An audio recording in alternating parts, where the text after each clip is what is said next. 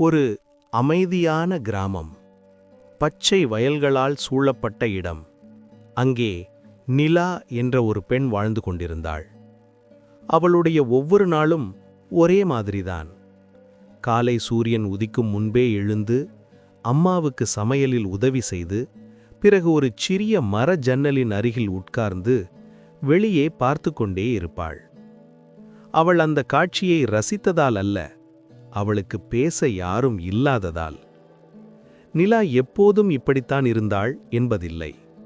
ஒரு காலத்தில் அவள் சிரித்தாள், கதைகள் பேசினாள், பெரிய கனவுகளோடு வாழ்ந்தாள். ஆனால் மெதுவாக வாழ்க்கை மாறிவிட்டது.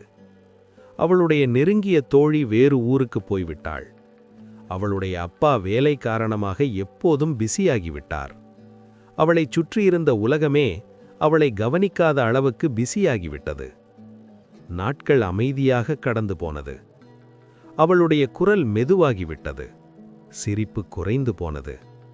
அவள் நினைத்ததை அவளுக்குள்ளேயே வைத்துக் கொண்டாள். யாரும் அவளிடம் "நீ எப்படி இருக்கிறாய்?" என்று கேட்கவில்லை. அதனால் அவளும் பேச முயற்சிக்கவில்லை. ஒரு மாலை நேரம் அவள் ஜன்னலின் அருகில் அமர்ந்திருந்த போது மழை ஆரம்பித்தது. மெதுவாக விழும் மழை துளிகள் ஒரு அமைதியான சத்தத்தை உருவாக்கின. அந்த நிமிடத்தில் யாரோ அவளை கேட்கிறார்கள் போல அவளுக்கு தோன்றியது. நிலா மெதுவாக பேசத் தொடங்கினாள். அவளுடைய உணர்வுகளை, பயங்களை, தனிமையை. மழை பதில் சொல்லவில்லை, ஆனால் இடையூறு செய்யவும் இல்லை. அது அமைதியாக இருந்தது, ஆனால் கேட்டுக்கொண்டே இருந்தது. அந்த நாளிலிருந்து மழை வந்தால் அவள் பேசத் தொடங்கினாள். மெல்ல மெல்ல அவளுடைய மனம் லேசாக ஆரம்பித்தது. அவளுடைய அமைதி வார்த்தைகளாக மாறியது. அவளுடைய வலி மெதுவாக குறைந்தது. ஒரு நாள் அவள் ஒரு விஷயத்தை உணர்ந்தாள். உலகமே அவளை புரிந்து கொள்ள வேண்டிய அவசியமில்லை. சில நேரங்களில் ஒரு அமைதியான தருணமே நமக்கு ஆறுதலாக இருக்கும்.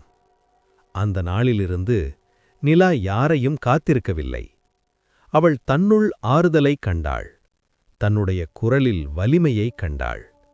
இன்றும் கூட மழை பெய்யும்போது அவள் சிரிக்கிறாள். ஏனெனில் அவள் இனி தனியாக இல்லை. சில நேரங்களில் நம்மை நாமே கேட்க ஆரம்பித்தால் அதுவே நம்முடைய ஆறுதலாக மாறிவிடும்.